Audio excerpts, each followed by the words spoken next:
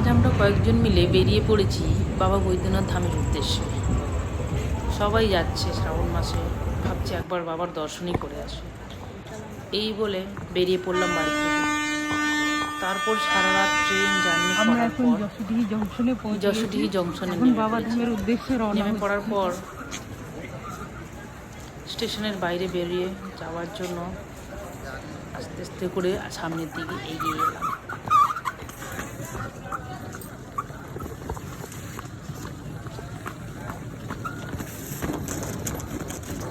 यात्रीगण ध्यान दें, ट्रेन नंबर 22305 एसएमबी बेंगलोर से चल के जसीडीह को आने वाली নেই একটা এক্সাইটমেন্ট, তারপরে নতুন জায়গায় আসা। বাইরে বেরিয়ে দেখছি সব ঢোলেরা ঘোরাঘুরি করছে এবং যাত্রীদের জন্য থাকার ব্যবস্থাও রয়েছে রেস্ট নেওয়ার জন্য, কারণ অনেক ক্রাউড আর পুলিশের নিরাপত্তাও আছে। তারপরে একটা অটো নিয়ে চলে গেলাম আমরা যেখানে রুম নিয়েছিলাম।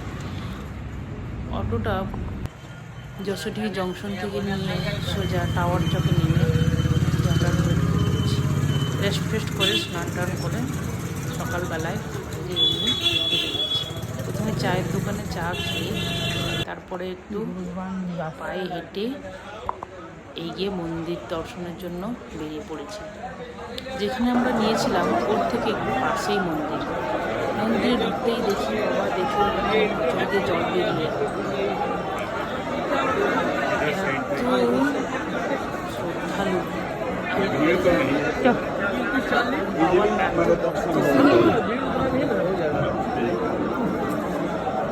এখানে দেখছি বাইরে গঙ্গা জলও পাওয়া যাচ্ছে। প্রসাদটা এখন দিচ্ছেই না, তার মধ্যে ফুল বাবাকে চড়িয়ে দেওয়া হয়। এই সময় ভোরের সময় চলুন দেখি ভেতরে গিয়ে খেয়েছি।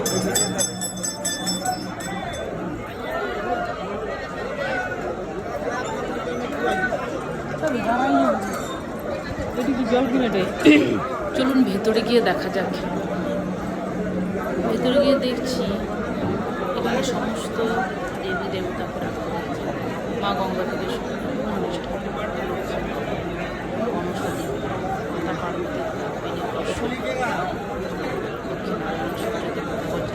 সবাই আছেন সঙ্গে, মানে দেখলে আপনার শিউরে উঠবে শরীর।